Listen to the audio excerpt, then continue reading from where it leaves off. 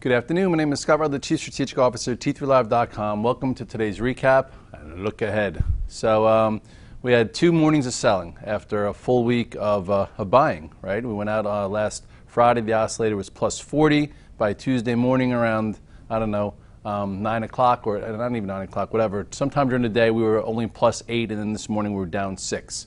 So we came in with some levels to figure out where could we hold, what type of retracement will we have, and all we had was levels. We had yesterday's low. Remember, we went over that on the Morning Call Express and the recap, the long form, which was, I believe, 207.71. And then in my note, I wrote down the prior low of every sector, saying, which ones can maybe lead us to go green. Where can we see some relative strength? It would be nice to see relative strength in technology, the bios, in the Russell, to line things up for maybe a better move above 2100 in the S&P cash. Well, we're kind of on our way. It's Wednesday. Obviously, this market makes everyone feel kind of dumb, and hopefully it doesn't, all of a sudden have a failure and a misdirection move in the next day or so. But I do think if we get some kind of normal jobs, data, not like plus 40,000 jobs, but like plus 120, plus 130, we might get the continuation. So anyway, let's just go to the charts. Let's just go right to the most recent area. You had the post-Brexit craziness, and then right back up to old resistance.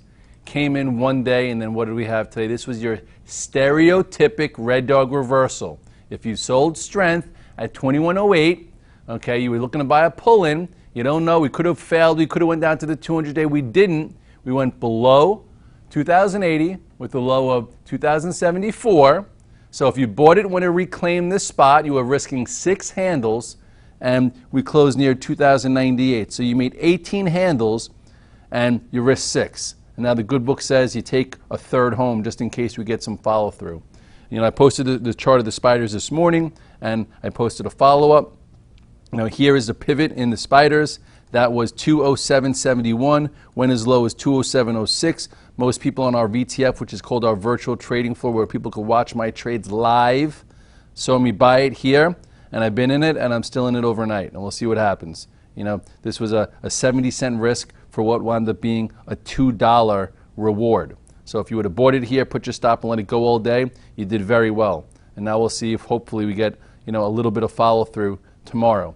You don't take 100% of what you bought here just in case we get some kind of crazy misdirection move with the overseas chaos, but you take a third to potentially get some follow-through.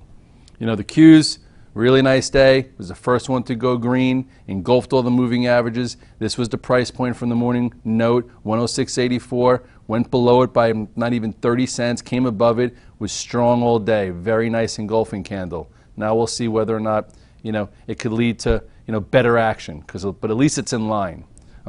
The small caps also went green. Didn't lead today, but it's fine.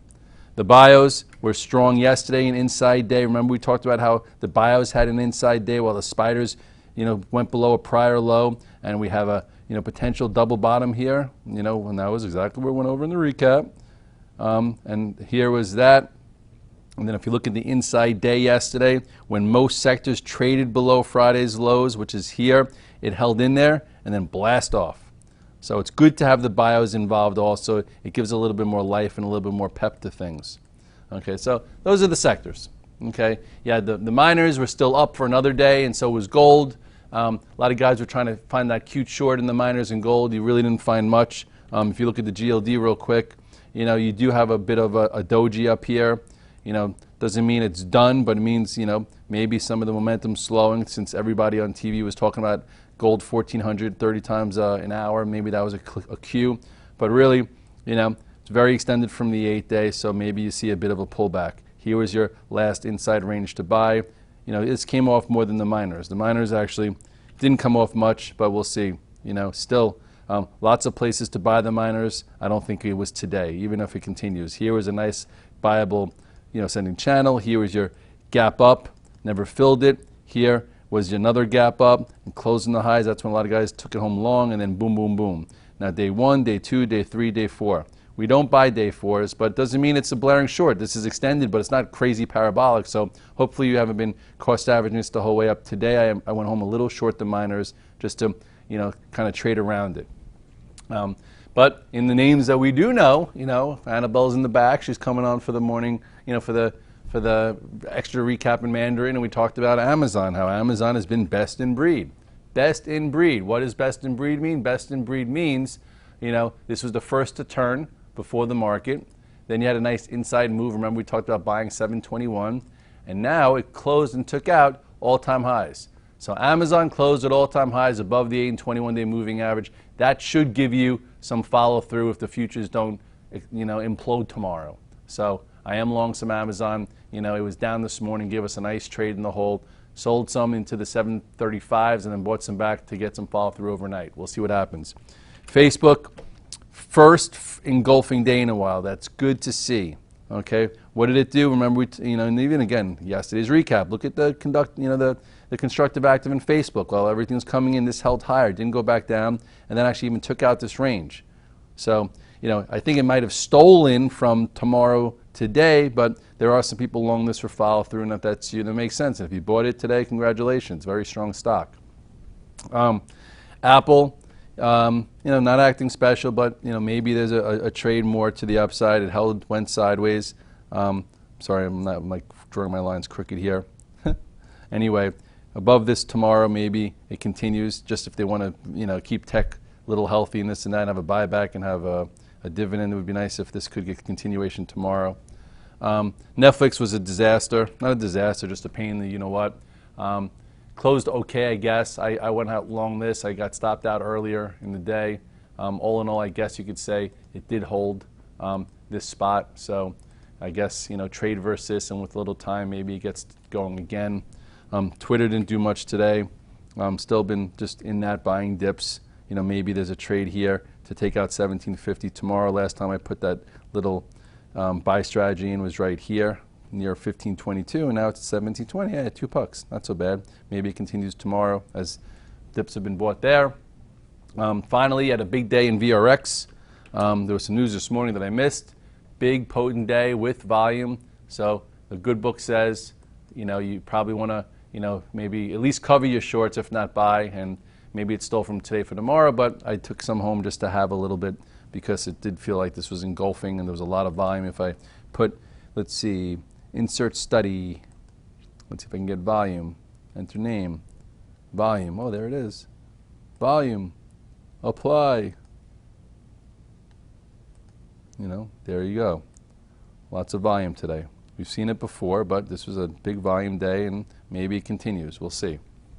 What else? Oil reversed and went up, kind of held last week's low. XLE lagged a little bit, maybe it plays its catch up tomorrow.